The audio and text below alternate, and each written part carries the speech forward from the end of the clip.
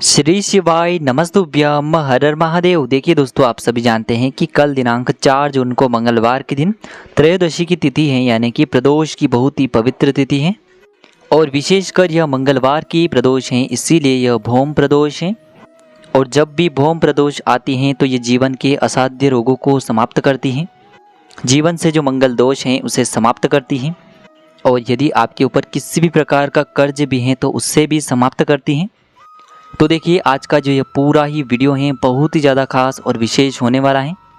देखिए, इस दिन भगवान शिव और भगवान हनुमान जी की पूजा करने का विधान आता है, क्योंकि देखिए मंगलवार का जो दिन है वह भगवान हनुमान जी को समर्पित होता है और जो त्रयोदशी की तिथि है वह भगवान शिव को समर्पित होती है। और जो हनुमान जी हैं वह भगवान शिव के ही रुद्र अवतार हैं। तो जब भी आपको अपने जीवन में कोई भी बड़ा संकट सताने लगे तो मंगलवार की भौम प्रदोष के आपको ये चमत्कारिक उपाय अवश्य करने चाहिए, जिससे कि आपकी जो सारी समस्याएं हैं उनका अंत हो सके। देखिए, हिंदू पंचांग के अनुसार जो प्रदोष की तिथि है वह 4 जून को मध्य रात्रि में 12:18 से प्रारंभ होगी और 4 जून को रात्रि में 10:01 बजे इसका समापन होगा। देखिए, इस दिन सुकर्मा योग और शोभन योग का निर्माण भी हो रहा है। तो देखिए, आज के इस पूरे वीडियो में हम आपको 4 महा उपाय बताने वाले हैं, जो कि पूज्य गुरुदेव की ही कथा को सुन करके और समझ करके ही आपको समझाने का पूरा प्रयास करेंगे। लेकिन उससे पहले वीडियो को लाइक करें, चैनल को सब्सक्राइब करें और कमेंट में श्री शिवाय नमस्तुभ्यम या फिर ओम नमः शिवाय जरूर लिखें। देखिए, पहला उपाय, यदि आपके ऊपर कर्ज बहुत ही अधिक है, आपके ऊपर संकट बहुत ही अधिक है, आपके ऊपर विपदा बहुत ही अधिक आती है, बार बार किसी न किसी प्रकार की हानि होती है, चाहे शरीर में किसी न किसी प्रकार की हानि हो रही हो, धन में किसी भी प्रकार की हानि हो रही हो, चाहे व्यापार में आपको हानि हो रही हो, चाहे रिश्तों में किसी भी प्रकार की हानि हो रही हो, यानी कि किसी भी चीज़ में आपको लाभ न होते हुए हानि हो रही है, तो फिर आपको यह उपाय करना है। तो देखिए, इस उपाय के लिए आपको मात्र 2 लौंग लेनी होगी। लौंग जो है आपको फूल वाली ही लेनी है, खंडित नहीं होनी चाहिए, इस बात का आपको विशेष कर ध्यान रखना होगा। अब देखिए, इसी के साथ में आपको थोड़ा सा शहद लेना होगा और इसी के साथ में आपको एक तांबे के पात्र के अंदर शुद्ध जल लेना होगा। अब देखिए, सबसे पहले तो आपको मात्र इन तीनों ही सामग्रियों को लेकर के पहुंचना होगा भगवान शिव के मंदिर में।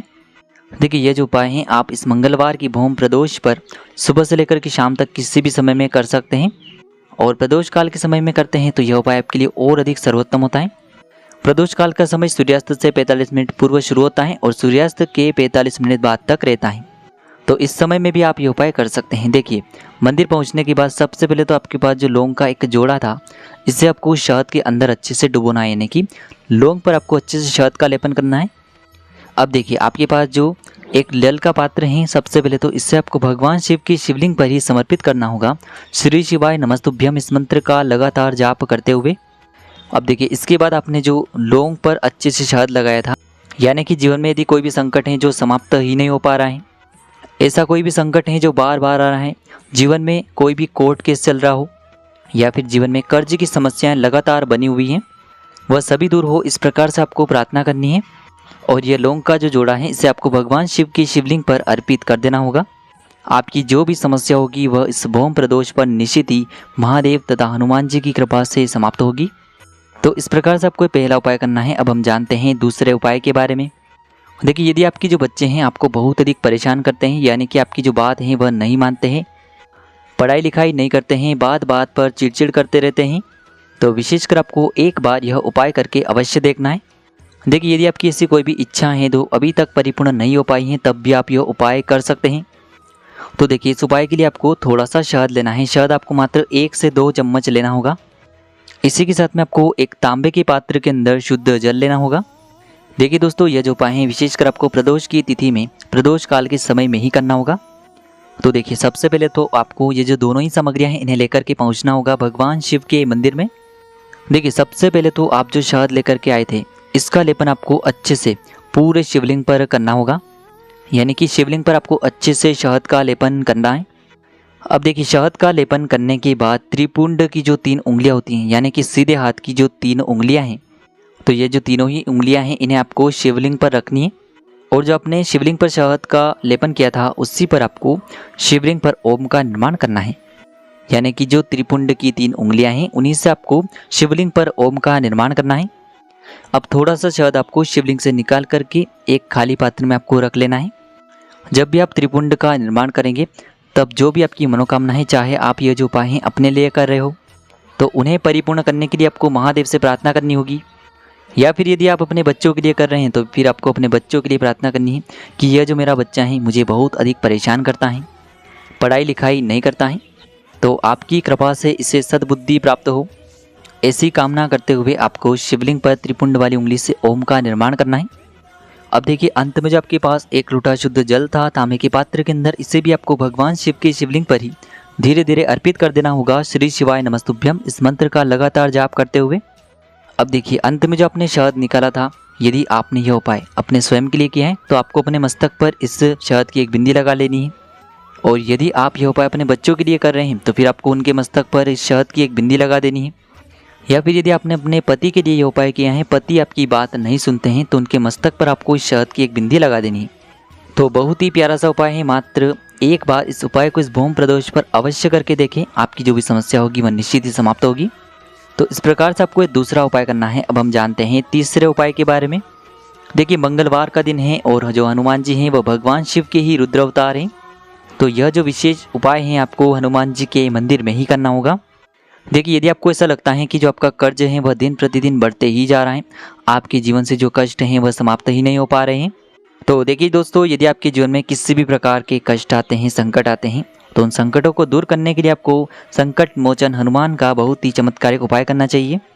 तो देखिए, इस उपाय के लिए आपको एक चौमुखी दीपक तैयार करना होगा। देखिए, सबसे पहले तो आपको एक दीपक लेना है मिट्टी का। इस दीपक में आपको 4 बातियों का प्रयोग करना होगा। देखिए, चारों ही जो बातियां हैं आप मोली वाले धागे की भी बना सकते हैं, साथ ही साथ आप रुई की भी चारों ही बातियां बना सकते हैं।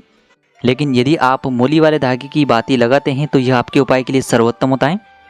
अब देखिए, आपको इस दीपक के अंदर या तो सरसों का तेल या फिर चमेली का तेल भरना है। अब देखिए, इसी दीपक के साथ में आपको मात्र एक फूल वाली लौंग लेनी है और इन दोनों ही सामग्रियों को लेकर के आपको पहुंचना है आपके आसपास जो भी हनुमान जी का मंदिर है वहां पर। देखिए, मंदिर पहुंचने के बाद सबसे पहले तो आपके पास जो चौमुखी दीपक हैं, इसकी चारों ही बातियों को आपको प्रज्वलित करके इस दीपक को हनुमान जी के सामने रख देना है और एक बार आपको वहीं पर बैठकर हनुमान चालीसा का पाठ भी कर लेना है। और हो सके तो आपको एक बार ऋणमोचक मंगल स्त्रोत का पाठ भी कर लेना है। और आपको प्रार्थना करनी है कि जीवन के जो भी संकट हैं, समस्याएं हैं, वह सभी दूर हो। अंत में जो आपके पास एक लौंग है, इसे आपको उस जलते हुए दीपक के अंदर ही डाल देनी है। बस इतना सा उपाय आपको करना है। आपके जीवन में जो भी कर्ज की समस्या है उसका आपको मन में स्मरण करना होगा और आपको हनुमान जी से प्रार्थना करनी है। आपके जीवन के जो भी संकट हैं उन्हें हनुमान जी स्वयं दूर करेंगे, क्योंकि इस कलिकाल युग में सबसे जागरूक देव हनुमान जी हैं। तो इस प्रकार से आपको तीसरा उपाय करना है। अब हम जानते हैं चौथे उपाय के बारे में। देखिए, यदि आपकी शादी विवाह में किसी भी प्रकार की समस्या आ रही है, आपका जो कर्ज है वह दिन प्रतिदिन बढ़ते ही जा रहा है, तो विशेषकर जीवन से संकट समस्याओं को दूर करने के लिए आपको यह उपाय करना चाहिए।